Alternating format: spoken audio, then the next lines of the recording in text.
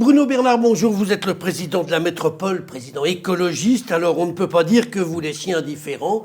On a d'une part les professionnels de l'immobilier qui s'inquiètent, certains chefs d'entreprise qui paniquent, et vos adversaires qui dénoncent votre sectarisme et votre propension à caser vos proches. Alors, comment vous vivez cette levée de bouclier? Bonjour Gérard Bonjour. Angel, merci pour cette introduction mesurée. Mesurée. Moi, je le vis très bien, et ce n'est pas du tout les retours que j'ai des chefs d'entreprise. J'en vois un encore tout à l'heure, juste après ce rendez-vous.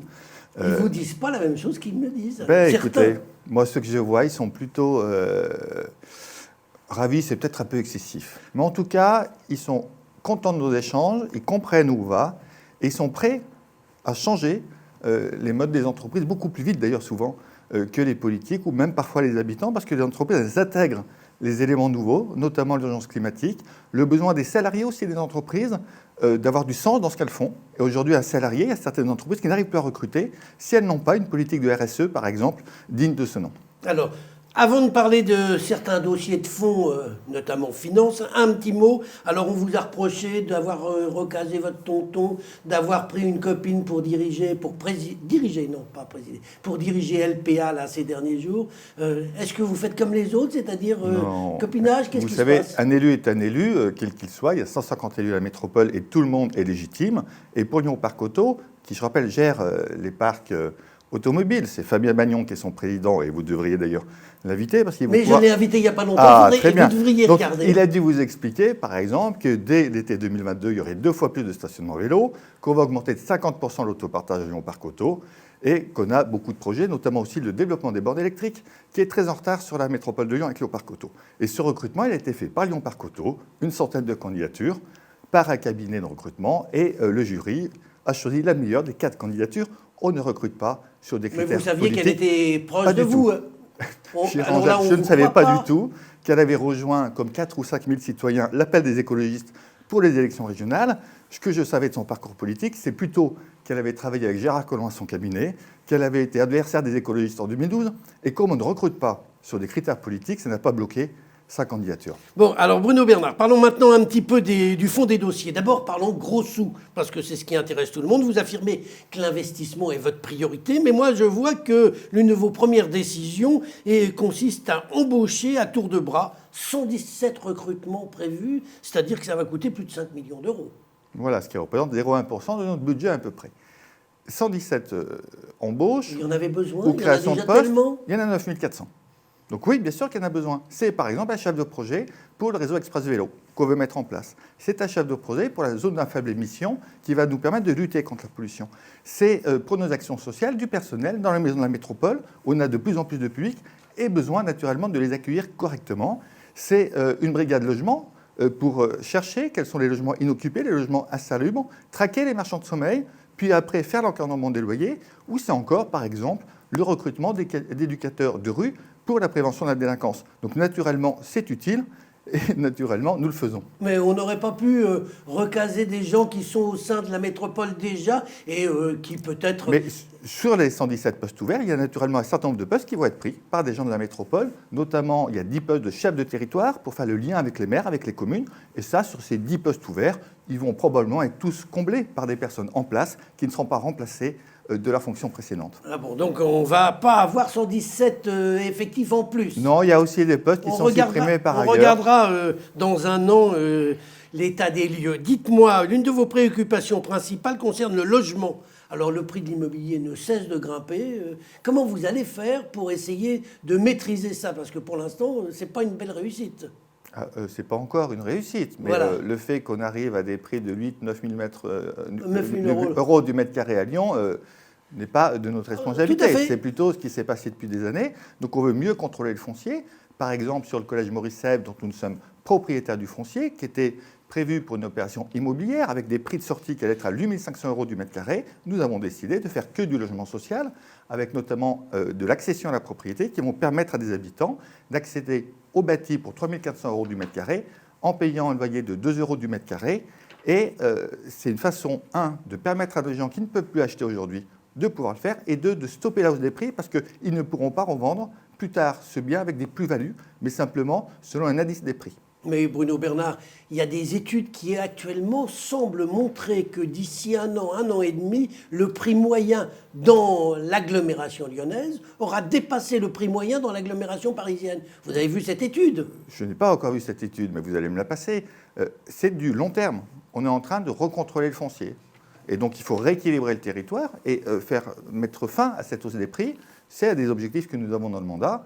Et pour l'instant, on ne peut pas dire que ce qui a été fait précédemment a marché. Nous avons aussi l'encadrement des loyers, comme vous le savez, qui va être mis en place. Alors, l'encadrement des loyers, est-ce que ça sert à quelque chose? Parce que l'essentiel des loyers échappe à cet encadrement. Oui, sauf les petites surfaces. Donc ça touche les plus précaires, les étudiants qui louent des petites surfaces, et on a des prix au mètre carré en location qui sont au-dessus des seuils que nous allons mettre. Et sur les petites surfaces, je pense que ça aura un effet. Bruno Bernard, vous voulez construire 6 000 logements sociaux par an? C'est l'objectif en 2026, voilà. 6 000 logements sociaux, 5 000 en location et 1 000 en accession à la propriété. Gérard Collomb n'a jamais réussi à atteindre ce chiffre, alors que lui faisait financer le logement social par le logement privé, puisque quand quelqu'un construisait un immeuble, on lui disait « oui, vous pouvez construire, on vous donne les droits, mais il faut me faire du social ». Vous allez faire la même chose? Bien sûr, quand il y a des constructions de logements privés, il y a une part de Vous allez relancer la construction privée aussi à Lyon? Est-ce qu'on va... Oui, nous n'avons jamais aussi peu construit à Lyon d'habitation que sur les années 2018, 2019, 2020, que ce soit en privé ou en social. Et oui, nous allons reconstruire.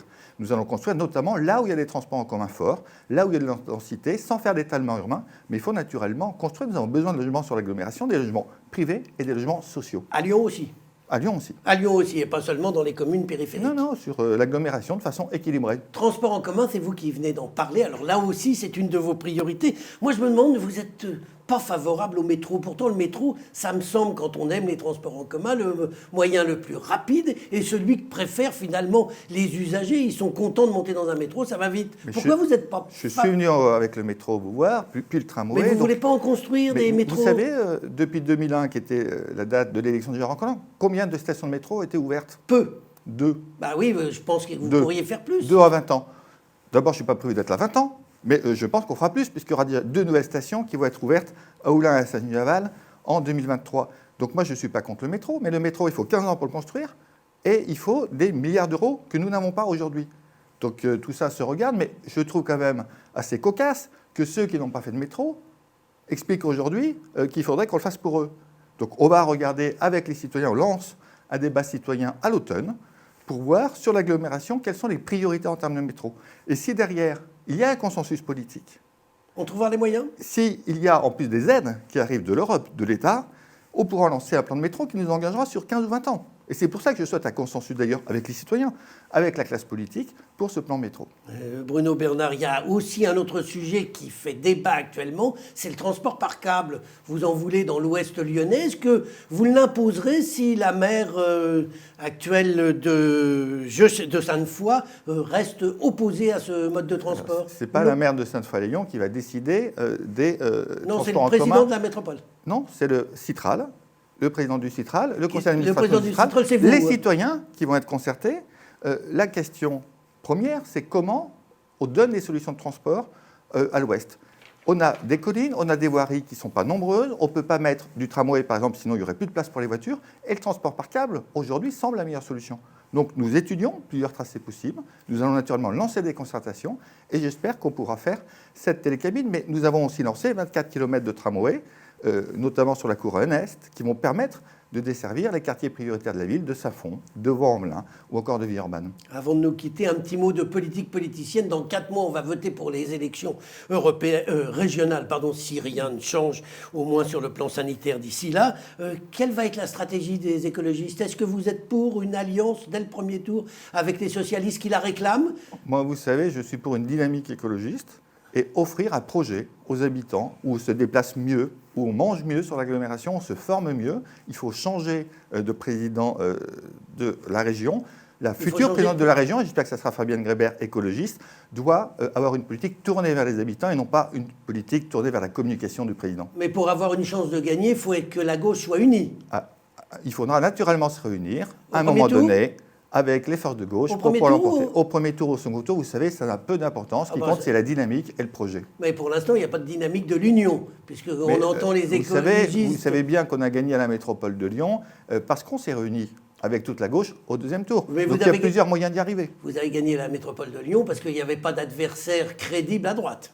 Alors que là, vous avez un adversaire... Je ne permettrai pas de juger la qualité des candidats de droite, cher Gérard Angel. Eh bien, on verra ce qui se passe et je pense que les écologistes nous diront bientôt quelle est leur stratégie pour les régionales. Bruno Bernard, je vous remercie. Merci beaucoup.